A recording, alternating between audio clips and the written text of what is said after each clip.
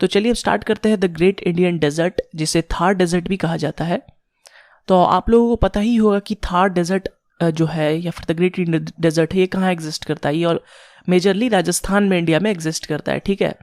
तो इसका अगर प्रॉपर लोकेशन हम बात करें तो अरावली हिल्स जो हमने पढ़ा था माउंटेन्स में, तो अरावली हिल्स के वेस्ट में ये लाई करता है, ठीक है।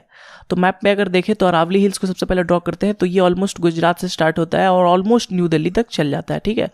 तो ये जो अरावली हिल्स है, इसके अगर वेस्ट में हम ये जो येलो पार्ट देख रहे हैं, तो यही डिफाइन करता है द ग्रेट इंडियन डेजर्ट को।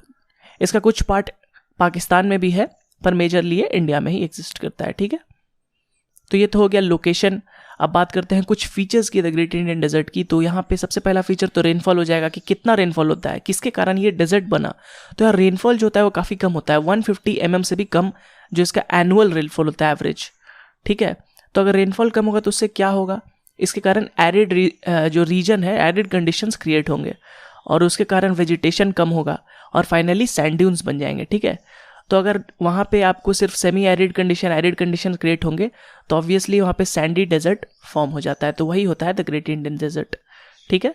आपको यहाँ पे सैंड ड्यून्स देखने को मिलेंगे, ठीक है। तो अगर सैंड ड्यून्स की बात करें तो मोस्टली जो है आपको इंडियन डेजर्ट में जो बारछन्स होते हैं या फिर बारखन्स होते हैं वो मिलेंगे, ठीक है। तो इनके बारे में हमने डिटेल में पढ़ा था जब हम पढ़ रहे थे landforms formed by wind deposition, ठीक है। तो ये क्रेसेंट शेप के होते हैं, ठीक है। आप देख सकते हैं फोटोग्राफ्स में कैसा होता है ये, इन्हें बारखन्स कहा जाता है, ठीक है। और आपको जैसलमेर में ये देखने को मिल सकते हैं, ठीक है। आप जैसलमेर अगर घूमने जाए तो वहाँ पे आपको बारछन्स या फिर बारखन्स देखने को मिलेंगे, ठीक है। तो मोस्टली आपको यही मिलेगा पूरे इंडियन डेजर्ट में। लेकिन अगर आप देखना चाहते हैं जो दूसरे तरह के सैंड ड्यून्स होते हैं जिन्हें कहा जाता है सेफ ड्यून्स, ठीक है, जो कि लॉन्गिट्यूडनल ड्यून्स होते हैं, तो आपको इंडिया पाक के बॉर्डर पे जाएंगे तो वहाँ पे आपको देखने को मिलेंगे, ठीक है। तो इंडिया पाक बॉर्डर पे आपको जो सैंड ड्यून्स देखने को मिलेंगे वो लॉन्गिट्यूडनल ड्यून्स या फिर सेफ ड्यून्स, सीफ ड्यून्स या सैफ ड्यून्स भी जिन्हें कहा जाता है, वो देखने को मिलेगा। ये अरबिक वर्ड से डिराइव होता है जिसका मतलब होता है तलवार, ठीक है, स्वॉर्ड। तो चलिए हमने पढ़ लिया जो डिफरेंट ड्यून्स पाए जाते हैं इंडियन डेजर्ट में और वहाँ रेनफॉल कितनी होती है।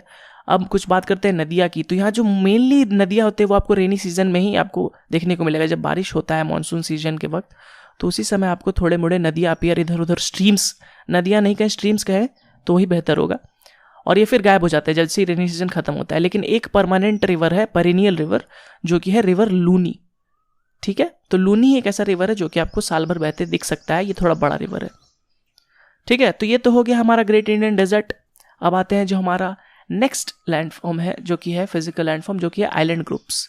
तो अगर मेन लैंड इंडिया में हमने जितने फिजिकल फीचर्स वो तो पढ़ लिए, अब जो इंडिया के दो मेजर लैंड आइलैंड ग्रुप है उनको हम पढ़ेंगे। सबसे पहला लक्षद्वीप आइलैंड जो इंडिया के वेस्ट में लाई करता है, और जो मेनलैंड इंडिया के ईस्ट में लाई करता है वो है अंडमान एंड निकोबार आइलैंड्स।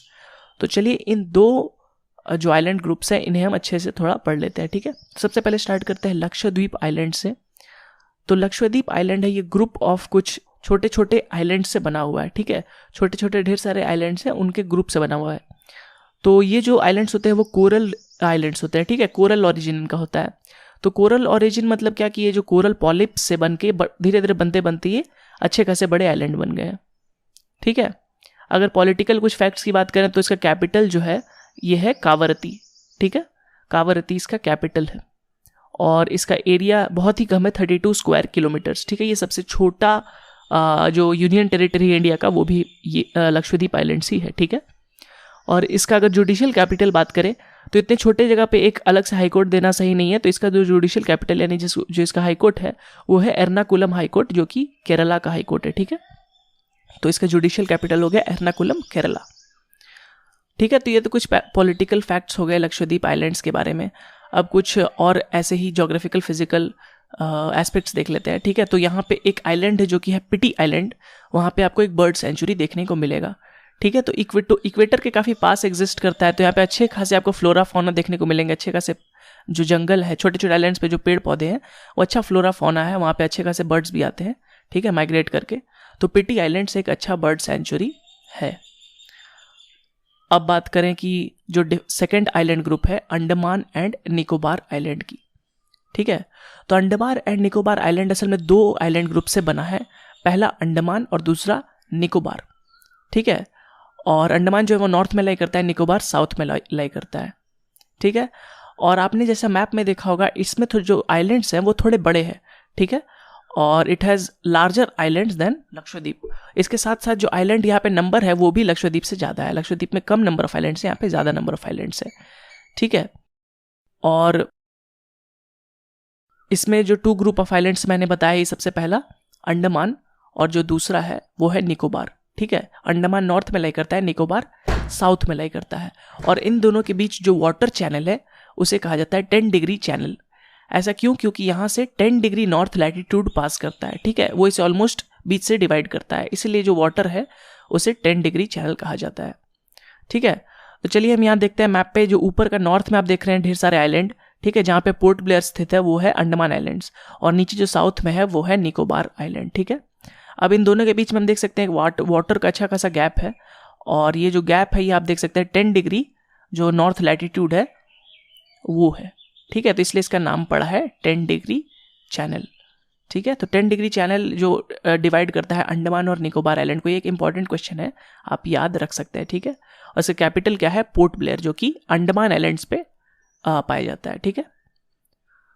तो यहाँ भी अच्छा खासा फ्लोरा फौना है, आप याद रख सकते हैं। अब चलिए कुछ इंपॉर्टेंट पीक्स की बात करते हैं। तो हाईएस्ट पीक अगर बात करें तो वो है सैडल पीक, ठीक है। यहाँ पे गलती से मैंने बैरन आइलैंड लिख दिया है, जो इसका हाईएस्ट पीक है वो है सैडल पीक, ठीक है। बैरन आइलैंड क्या है? तो ओनली एक्टिव वोल्केनो जो है इंडिया का हम बात करें, पूरे इंडिया में जो ओनली एक्टिव वोल्केनो है वो है बैरन आइलैंड पे, ठीक है, जो कि अंडमान एंड निकोबार आइलैंड में पाया जाता है, ठीक है।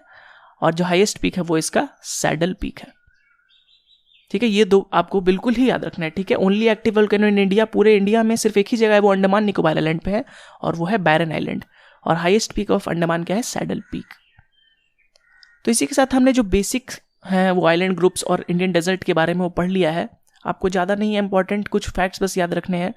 और इसी के साथ हमने total physical features of India, जो 6 फिजिकल फीचर्स है, वो कंप्लीट कर लिया है।